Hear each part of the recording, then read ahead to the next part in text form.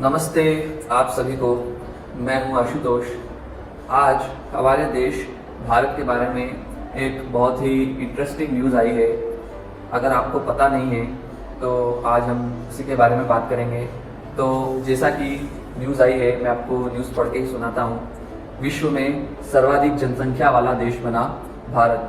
अब हमारा देश भारत चीन को पीछे छोड़कर दुनिया का सबसे ज़्यादा आबादी वाला देश बन गया है।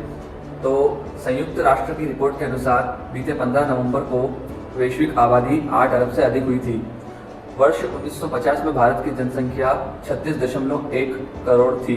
संयुक्त राष्ट्र ने वर्ष 1950 में विश्व के देशों की आबादी पर रिपोर्ट जारी करना आरंभ किया था और भारत पहली बार इस सूची में शीर्ष स्थान पर आ गया है। क्योंकि भारत की आबादी बढ़ रही थी लेकिन चीन की आबादी धीरे धीरे घट रही थी, इस कारण आज हम चीन से आगे निकल गए हैं। अब चीन की आबादी क्यों घट रही थी, अगर आपको इस बारे में नहीं मालूम तो मैं आपको बता दूं कि चीन ने वर्षों पहले ही अपने देश में एक बच्चा नीति को लागू कर दिया था, जिससे कि उनकी आबादी धीरे धीरे घटना शुरू हो गई थी। उसके बाद जैसे जैसे उनकी आबादी घटने लगी तो वहाँ की सरकार को लगा कि ये जो एक बच्चा नीति है उससे तो हमारी आबादी बहुत ज़्यादा कम हो जाएगी और हमारे देश में काम करने वाले लोगों की बहुत कमी हो जाएगी। इस कारण उन्होंने इस नीति को हटा दिया। लेकिन अब बहुत देर हो चुकी है, क्योंकि अब धीरे धीरे चीन की जो आबादी है वो श्रिंक होना शुरू हो गई है। यानी कि वहाँ पर धीरे धीरे काम करने वाले लोगों की जो जनसंख्या है वो कम होना शुरू हो गई है और बुजुर्गों की संख्या बढ़ने लगी है। और जैसा कि इस खबर में दिखाया गया है कि 2050 में होगी 166.8 करोड़ आबादी। तो भारत की आबादी 2050 तक 166.8 करोड़ मतलब 166.8 करोड़ होगी। संयुक्त राष्ट्र की वैश्विक रिपोर्ट जनसंख्या संभावनाएं 2022 रिपोर्ट के अनुसार वर्ष 2050 तक भारत की आबादी लगभग 166.8 करोड़ तक पहुंच जाएगी, जबकि उस समय चीन की आबादी घटकर 131.7 करोड़ रह जाएगी। आंकड़े कह रहे हैं कि विश्व में जनसंख्या वृद्धि की दर वर्ष 1950 के बाद से सबसे निचले स्तर पर है। वैसे तो धीरे धीरे शिक्षा के प्रसार के कारण लोग अब एक ही या एक दो से ज़्यादा बच्चे पैदा नहीं कर रहे हैं, लेकिन फिर भी अब हम आबादी के मामले में पूरी दुनिया में नंबर 1 तो हो ही चुके हैं। इस पर चीन की भी प्रतिक्रिया आई है, जैसा कि मैं आपको पढ़कर सुनाता हूँ कि विश्व में भारत के सबसे अधिक जनसंख्या वाला देश बनने पर चीन ने कहा है कि उसके पास विकास को गति देने के लिए अब भी लगभग 90 करोड़ कुशल कामगार मौजूद हैं। चीन के विदेश मंत्रालय के प्रवक्ता वांग वेनबिन ने मीडिया से बातचीत में कहा कि मैं आपको बताना चाहता हूं कि जनसंख्या का लाभ संख्या पर नहीं, गुणवत्ता पर निर्भर करता है। जनसंख्या के साथ प्रतिभा भी जरूरी है। प्रधानमंत्री ली कियांग के अनुसार हमें अधिक जनसंख्या से मिलने वाला लाभ कम नहीं हुआ है और प्रतिभा का लाभ भी बढ़ रहा है। यह हमारे विकास का सशक्त कारक है।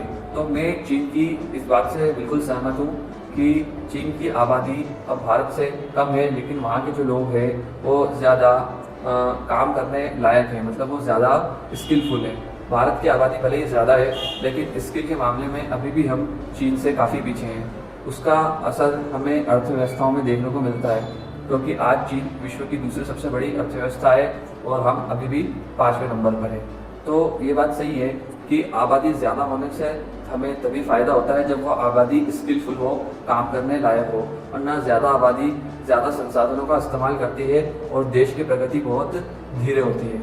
तो आज की ये जो इंटरेस्टिंग न्यूज़ है मैं आपको इस बारे में इसलिए बताना चाहता था क्योंकि अब हम विश्व के सबसे ज़्यादा आबादी वाले देश हो गए हैं। तो धीरे धीरे अब हमारे देश में संसाधनों की कमी होने लगेगी और अब हमें सचेत भी हो जाना चाहिए कि अब हमें आबादी को ज़्यादा नहीं बढ़ने देना है। वैसे तो अब कई लोग कह रहे हैं कि जल्दी से जल्दी ही सरकार को जनसंख्या नियंत्रण कानून लाना चाहिए, लेकिन उससे पहले हमें भी इस बारे में अपने आसपास लोगों को जागरूक करना चाहिए कि अब हमारी जनसंख्या इतनी हो गई है कि अगर ज़्यादा जनसंख्या और बढ़ी तो हमारे देश में जो नियमित प्राकृतिक संसाधन है उनका जो दोहन हो रहा है वो और तेज़ी से होगा और एक वक्त ऐसा आएगा कि इतनी बड़ी आबादी की जो ज़रूरत है उनको पूरी करने के लिए संसाधनों की कमी हो जाएगी और तब हमारे देश में काफ़ी हाहाकार होगा।